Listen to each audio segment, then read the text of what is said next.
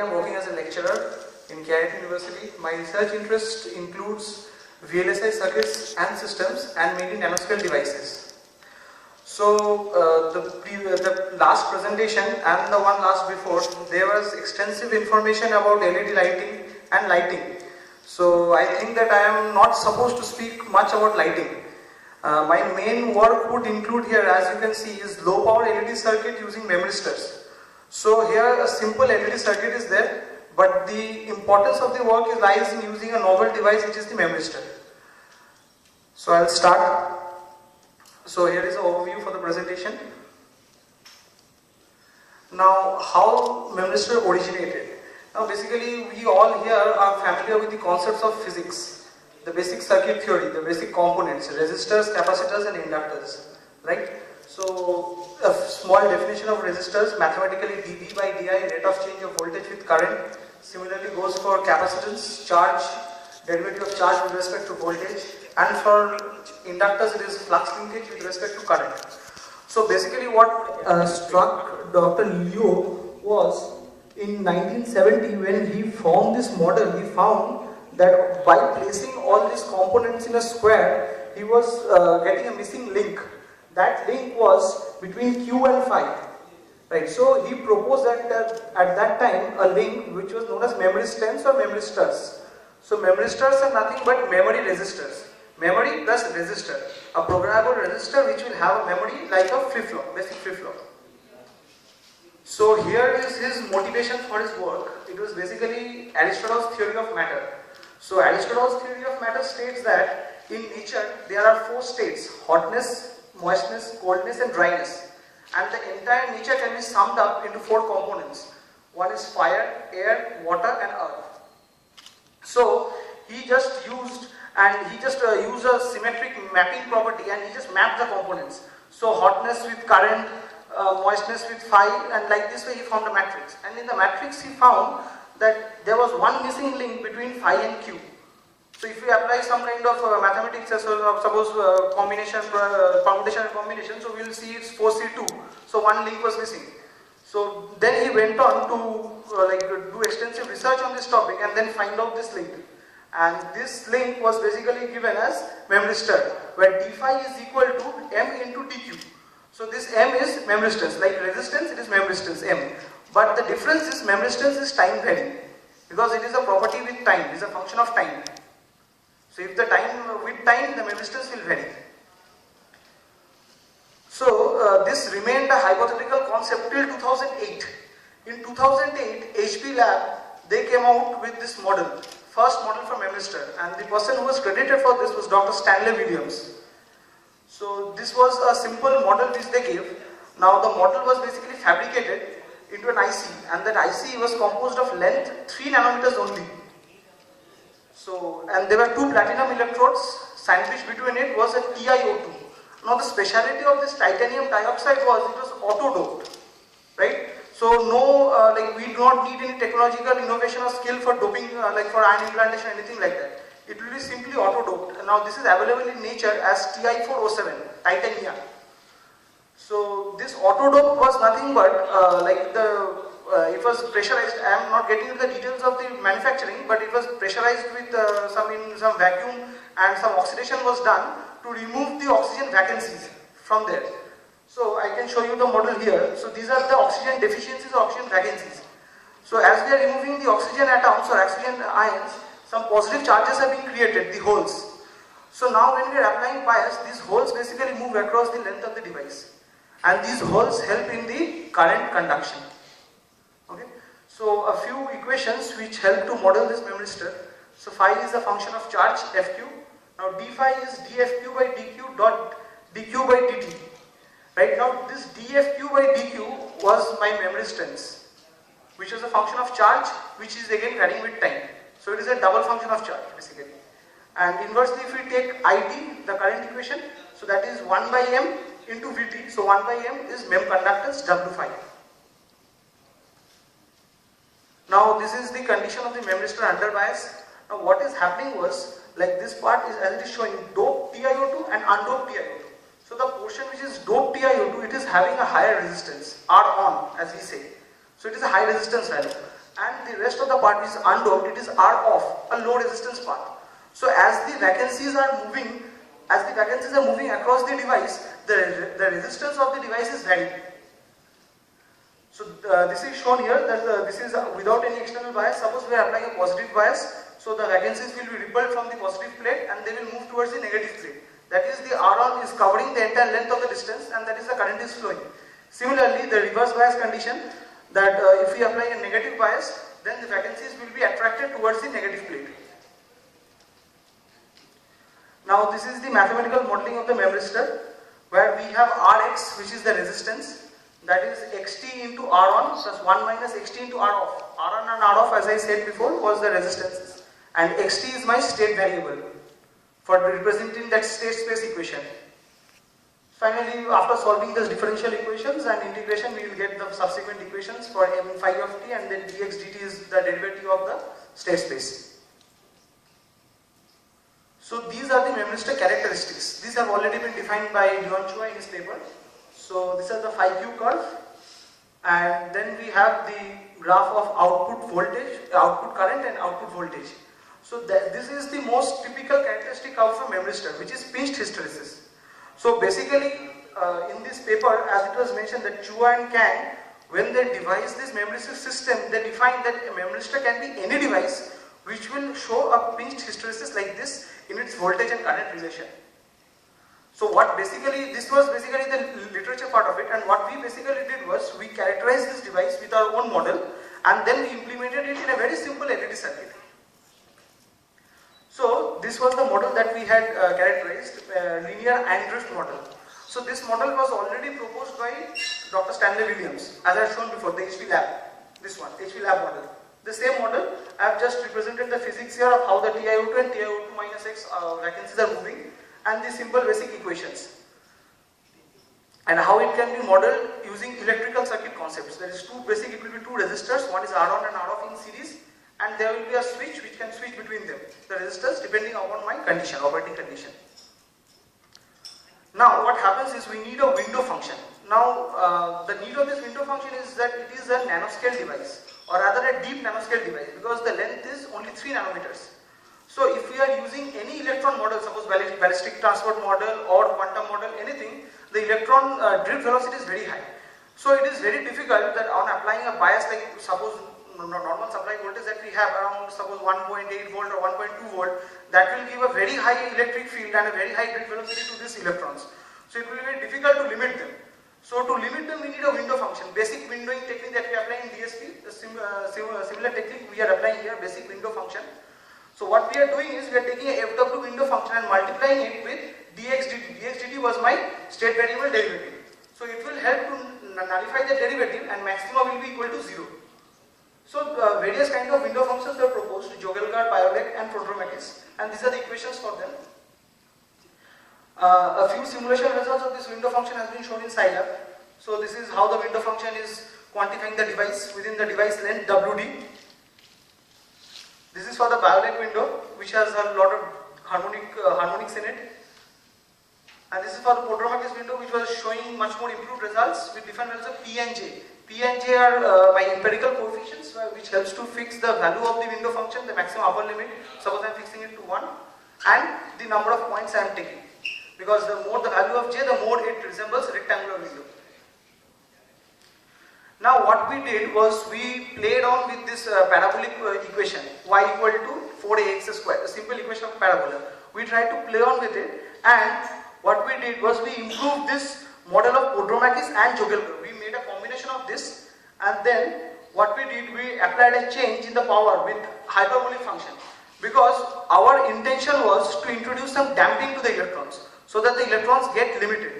Now what it happened was, you can see that Prodromakis is given above, and the tan hyperbolic window which we proposed. So the tan hyperbolic window, you can see the linearity is very reduced. The non-linearity is improved here. The linearity is reduced and the non-linearity is improved here. Suppose if I consider from 0 as the device start and 1 as the device end. So and this is the electron motion, we can see that the electron motion is much more smoother in quad hyperbolic and tan hyperbolic than in case of the Prodromakis windows, because there are sudden abrupt changes near the edges. So these abrupt changes will affect my CV characteristics of the device, of the resistors. We will be having a kind of Schottky barrier kind of contact instead of a resistor linear resistive or ohmic kind of a contact. So basically what we did was improved this model, this window model by tan HP and cot HP, and these are the simulation results for that. Next what we did was we had written a Verilog A code for this entire thing and implemented in the Memristor hardware model, and then run that in a simulator, PSpice simulator, Cadence Virtuoso environment was used and was run, and this was the basic test circuit, test bench for verification of this device. So P is my positive input pin, negative pin, and W position is just to, if we are going for some advanced design, we can change the doping concentration by programming also. So that is for W position. So this was a simple circuit where we have given an input pulse or input sinusoidal wave, and we have checked the output. So this is the output voltage and output current curve. Now this is the pinch hysteresis loop that will characterize my device. So this one justifies that whatever modeling I have done has been suitably applied to my device and the device is working properly. So this was the parametric analysis for omega naught, 2 omega naught and 3 omega naught. For 3 different frequencies we have run the parametric analysis. Like omega naught is equal to 1 Hz, 2 Hz and 3 Hz. So this goes for rectangular, that was for sinusoidal, this goes for rectangular inputs. And this one is the characterization of the three inputs at the 3 different frequencies, R on and R off. This was for the schematic for reverse Memristor configuration verification, that basically Memristor is just nothing but a resistor. So a resistor does not have any positive or negative terminal, we can connect it either way. So this was the check for that. That PN we have checked, now it's in the NP configuration. So the NP gives a similar result. So this was done just to justify my work in the later part, that I am going to replace the Memristor using a resistor. So this is a very simple LED, basic LED circuit that I have taken, 4 LEDs in parallel with a voltage source, and these were simple LEDs. Okay, so I have taken PN for simulation purpose. I have taken PN junction diodes with cut-in voltage 0.7. I have applied a 3 volt power. Basically, we can use 1.5 batteries. So accordingly, I have applied a 3 volt power supply and a resistor of 100 ohms to just save these LEDs from burning and all. And we have checked the output. So this is a very simple circuit. Now this is the output voltage, current and power. And the calculations are shown here. The maximum output voltage is 1.0981 volts. The average output voltage 0.8. Average current 6.215 milliamperes. I out max 19.112 milliamperes. Average power and maximum power. Now what we did was the modification of the circuit. We replaced the resistor by a Memristor. So, and the circuit remains the same. But we can see that there will be drastic changes in the values of power. So we can see that the maximum output voltage is now only 0.8 volts or 880 millivolts. Earlier we were receiving 1.02 something like that. So we I'll discuss about that later. So P out average will be 8.33 microwatts in comparison to milliwatts that we are getting earlier. And P out maximum power dissipation will be 23.126 microwatts. So these are the improved results.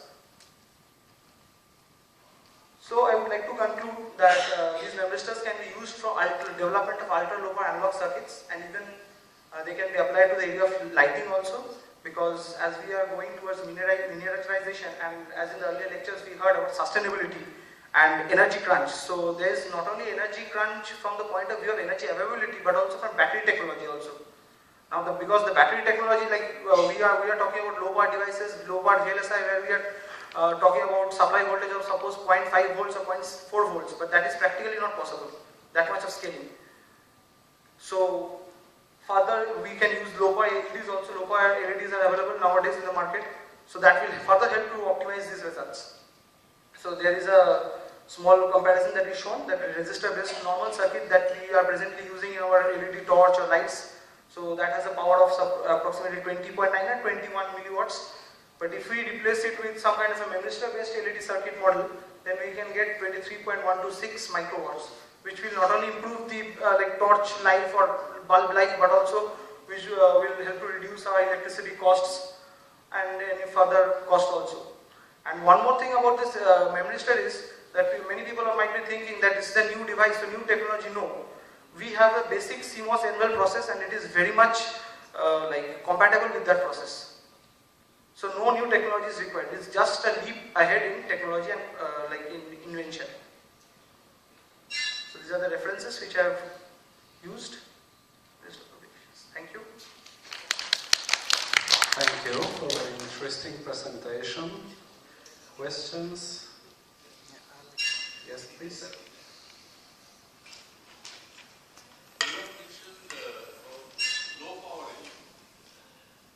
No, sir, I have not used low power LED. I said that in future we can use low power LEDs if we want. Like these results will be further optimized if we use low power LEDs.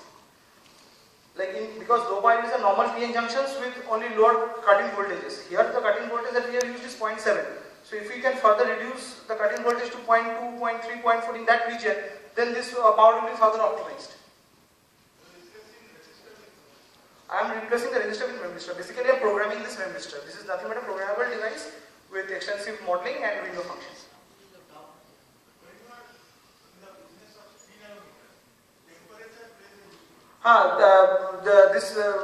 One thing I forgot to mention, this is temperature independent. This is completely temperature independent because when we are going for the CMOS twin tap process, there we see that till 22 nanometers it is temperature dependent. But when we are moving from CMOS to suppose FinFETs or suppose DG MOSFETs, then temperature doesn't play a very major role there. Because as it is, we are reducing the channel length and the electric field is so high there that it takes care of the temperature. And also there is no power supply. One thing, if you have observed, there is no power supply here. So the heat dissipation will be very less. So temperature is not a very huge factor. Obviously it is a very important factor, but it is not a huge factor. That is why we have neglected the temperature in our simulation part.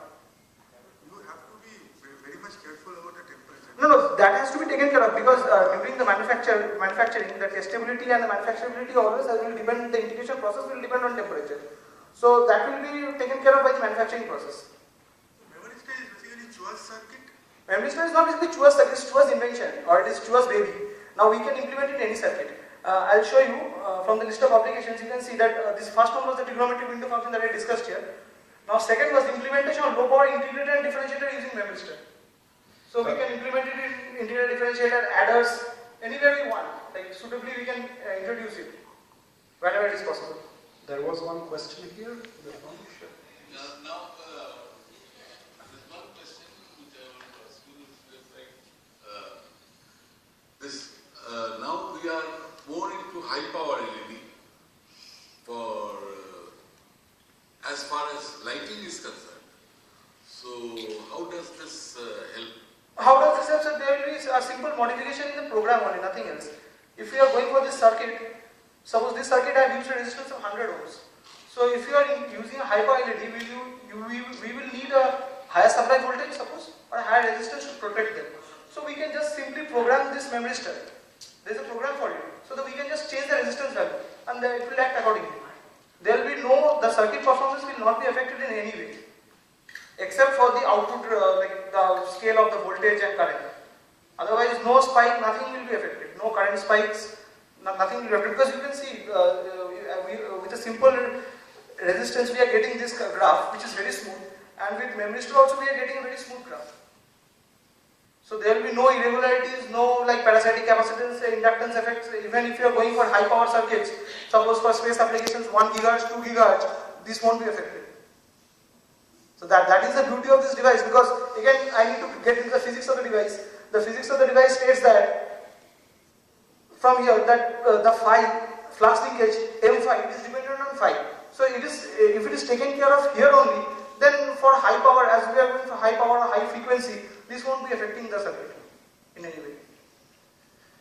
Yes, thank you very much for the presentation and for the many questions. And I think that maybe there are more questions, so also I would like to ask something, but we don't have time for it now, so please sure, we can take that after the session. Ask the presenter during the break, and thank you very much once again. Thank you very much, and I thank ISAB